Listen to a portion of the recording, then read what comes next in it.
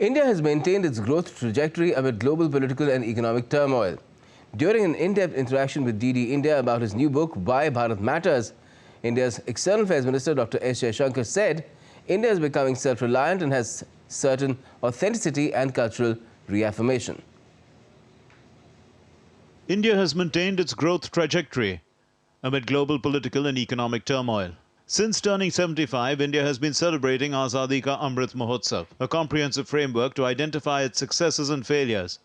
The country's foreign policy has undergone many twists and turns, leading to subsequent changes in the image of Bharat. The decisive voice of India is heard across the world. In an exclusive interview to DD India, External Affairs Minister of India Dr. Jaishankar said that the solution to the world's present-day problems lies in consensus. You know, we've come through really a very testing 5 years, very big challenges, which we've handled with a great deal of self-confidence. The biggest challenge was COVID, but we also had the Article 370, both as a decision and managing its implications. We've had, I would say, in many ways, almost unprecedented challenge vis-à-vis China. And we had a global issue which is still continuing, like Ukraine. So if you look at how we have handled all of these, I would say in many ways that that self-assurance is better captured by the word Bharat. India is on the path of becoming the world's third largest economy. The External Affairs Minister said that India is becoming self-reliant and has a certain authenticity and cultural reaffirmation. I think most people would agree that Bharat has a certain ring, a certain connotation.